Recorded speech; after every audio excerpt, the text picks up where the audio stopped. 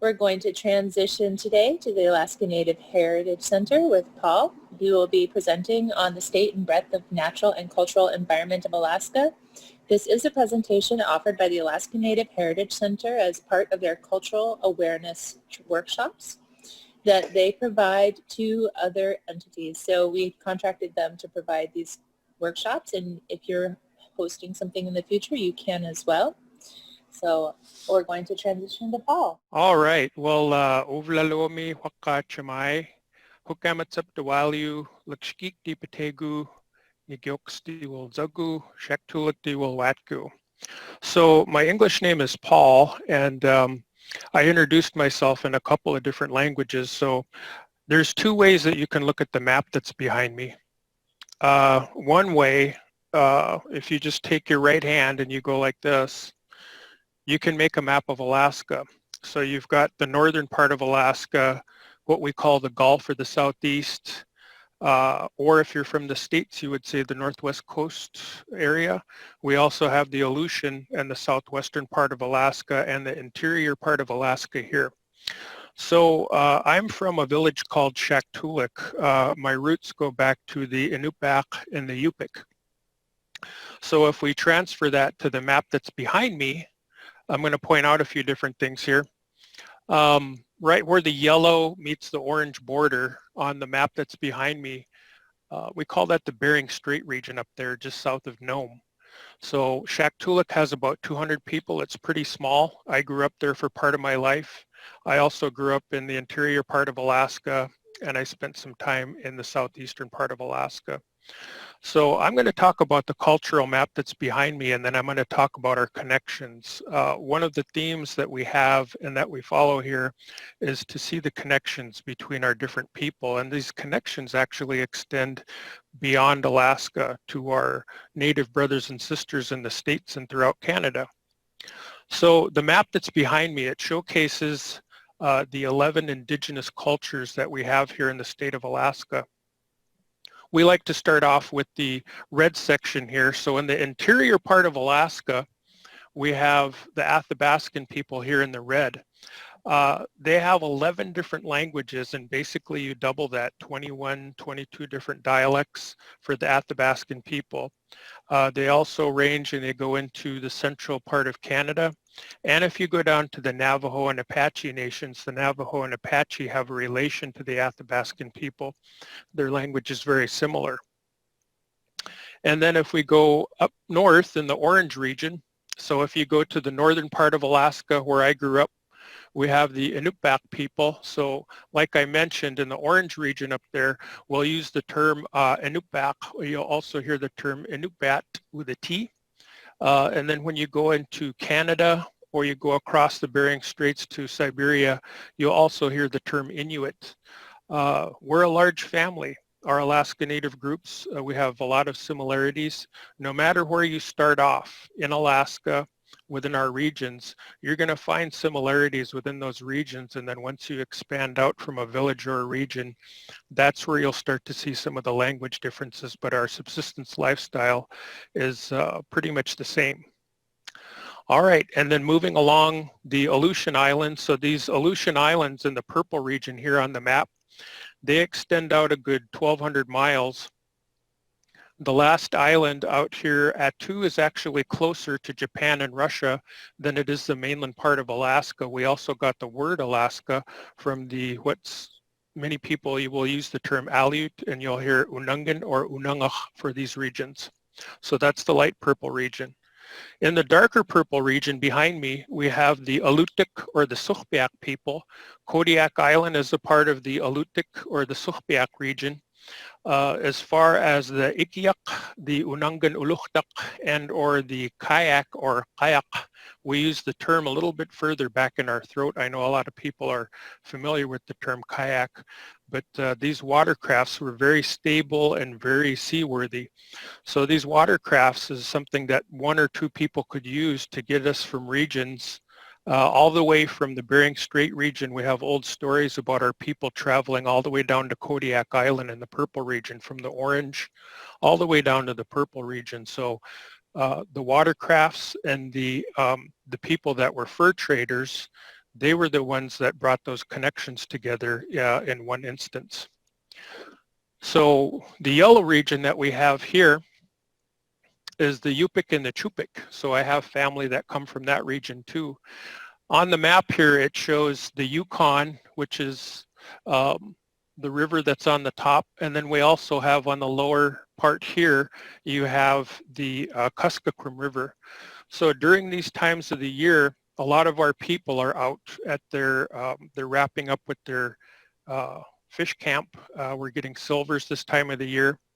And we cut up and we fillet our fish, and each region has their own style of fish cutting and the way that they do things. We often smoke our salmon, and that's something that's very popular. Fish is something that connects us all within our different regions. And then moving down to the Gulf or the southeastern part of Alaska, we have on the brown section here, I can point a little bit closer to it, we have the Inupiaq, the Tlingit, Haida, Hada, and then the Tsimshian region in the darker purple or the darker green section here. So this region here we call the people of the southeast or the northwest coast. So ironically, actually, my wife is from Annette Island on Metlakatla, so we're from opposite ends of the state. And I was actually adopted into one of the clan systems, so I'll talk about that connection a little bit later. Some of the things that actually connect our people are things that we get off of the land and the sea.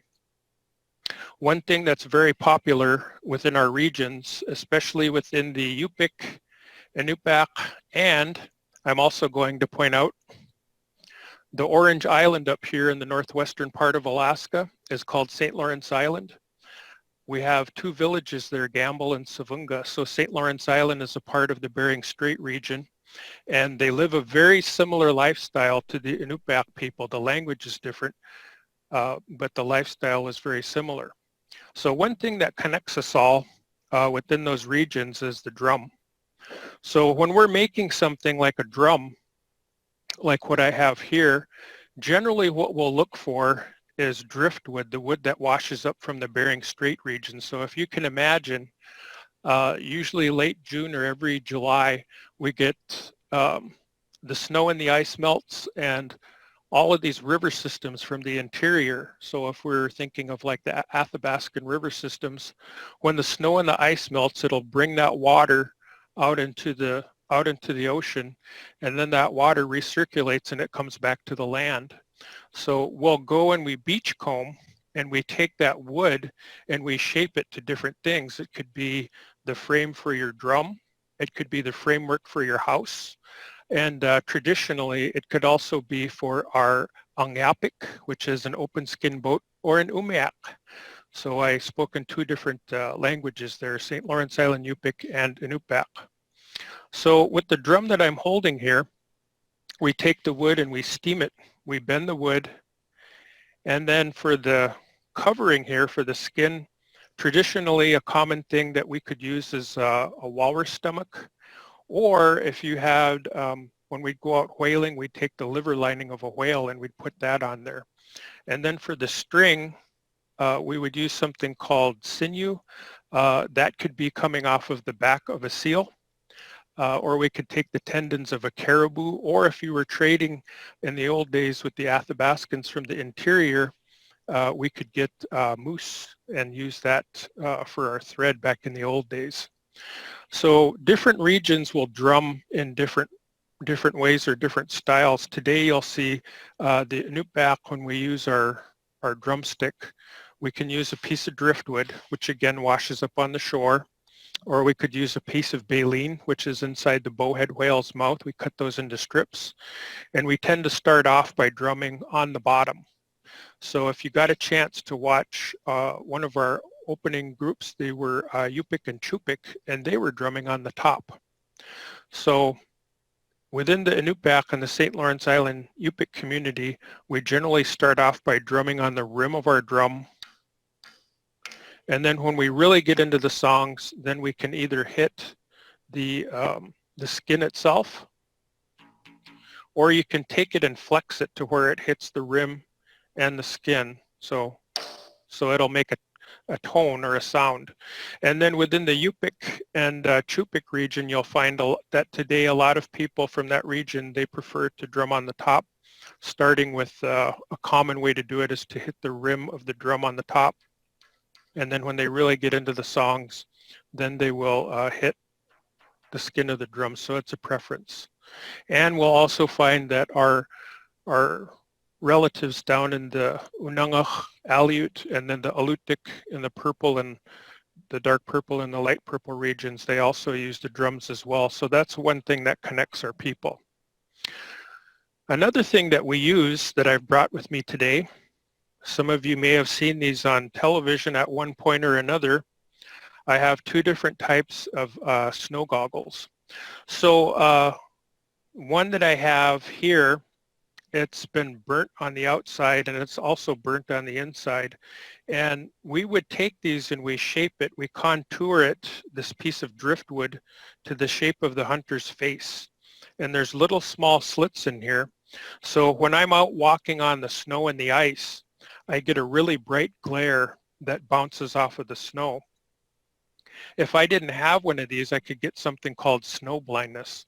So this helps to prevent snow blindness. We jokingly call these our native Ray-Bans. Okay, so what this does is basically it does the squinting for you. If I didn't have one of these when I was out hunting back in the old days, I'd get a really bad migraine headache.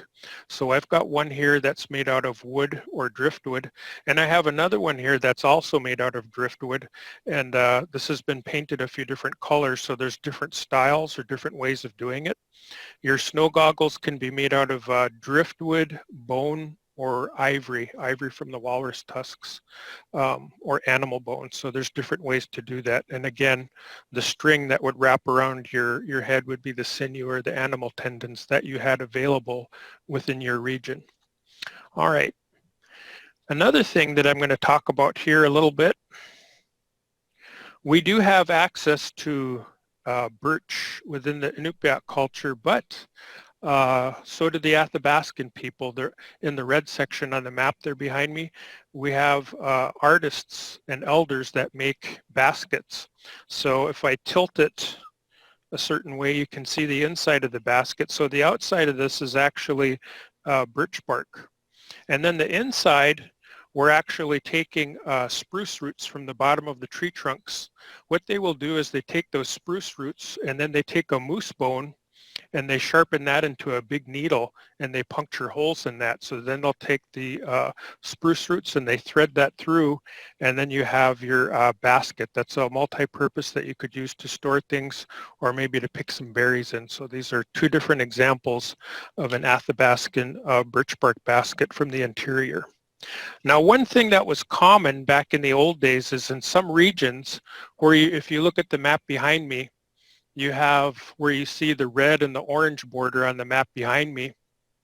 Sometimes you would have Athabascan villages that were right across the river from Inupiaq villages in the orange region. So what they would do is they would share and they would combine technology. And how unique that is when you get people that come together and put down their differences and then actually come together and actually find the commonalities between our different cultures. So that's one thing that we did.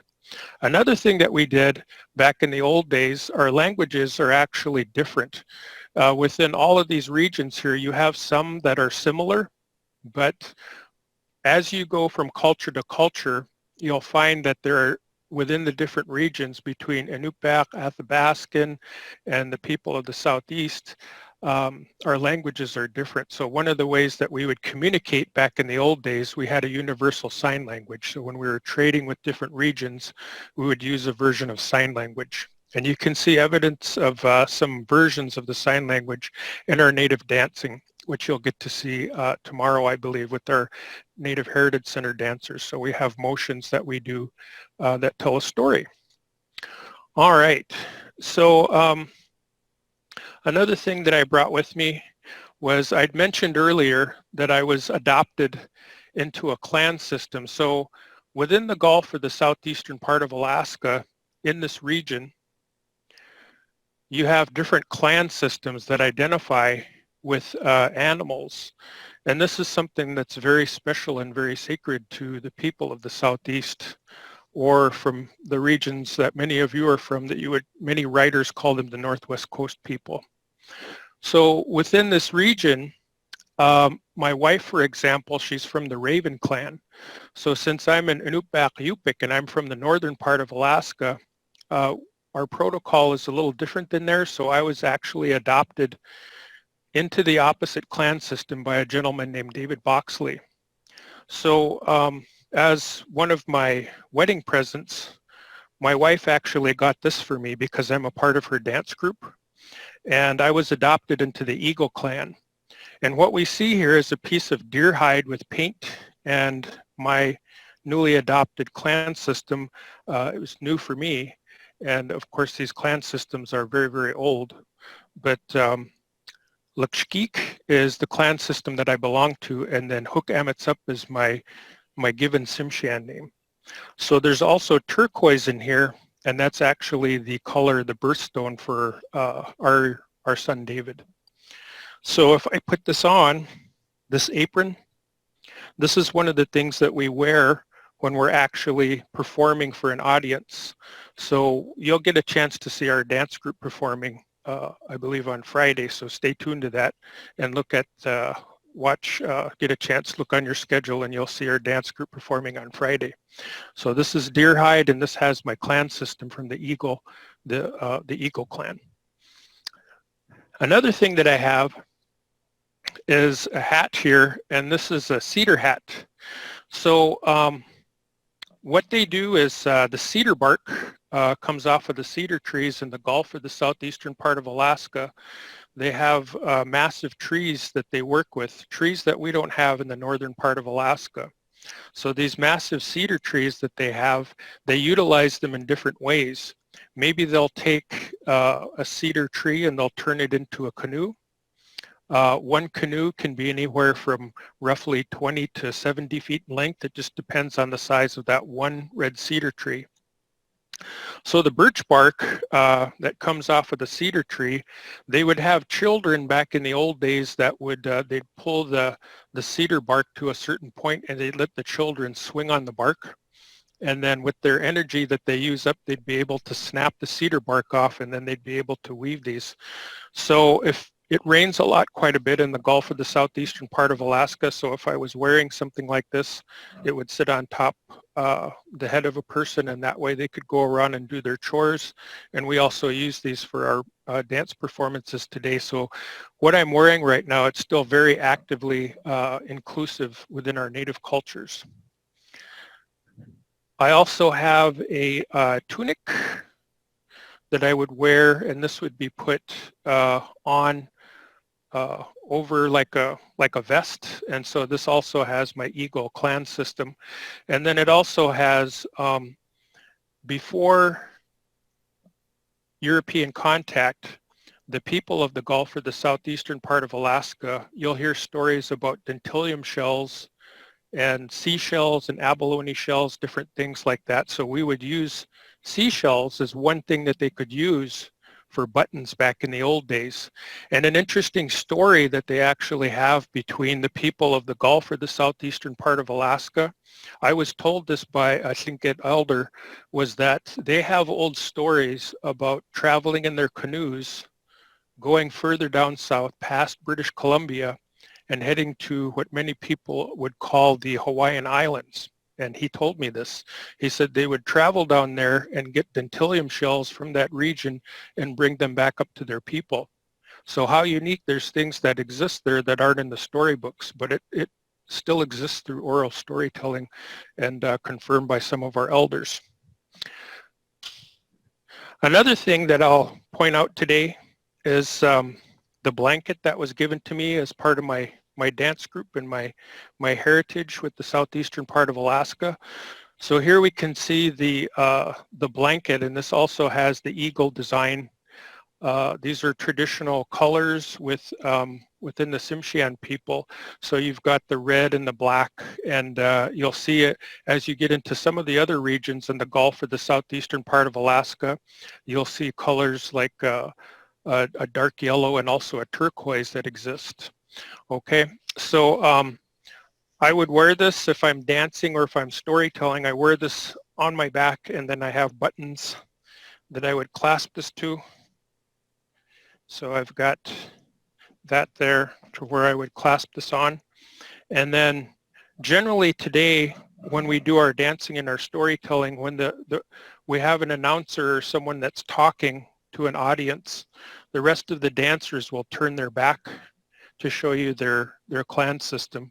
And then when it's time to dance, a common thing you'll see is that they'll turn back around again, and then they're able to share the song.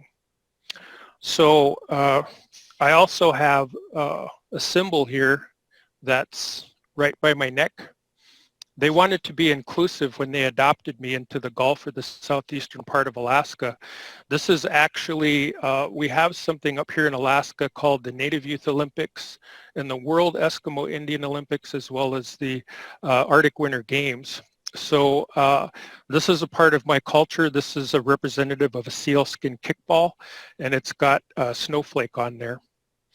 So this is basically who I am. I'm multicultural, and thanks to my wife and my newly adopted clan system, I also belong to the Eagle clan. We also have an old story that maybe I can share another day, where the eagle actually brought the drum to the Inupiaq people in the Bering Strait region. So there are ties there and there are connections.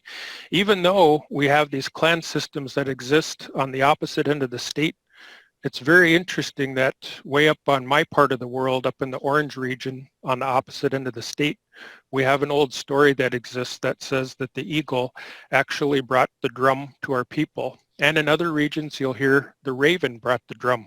So it's interesting how the raven and the eagle carry such weight between our different people as a sign of respect and as a sign of respect for the land and the sea. So that's my time today, and I'd like to thank you. My name is Paul Asicksik. I'm one of the managers here, and I'd like to thank you for your time. I'd also like to thank the Alaska Native Heritage Center and our new executive director. Her name is Emily Edenshaw, and she's a very strong Yupik person, and we hold her in high regards. Kayana, thank you.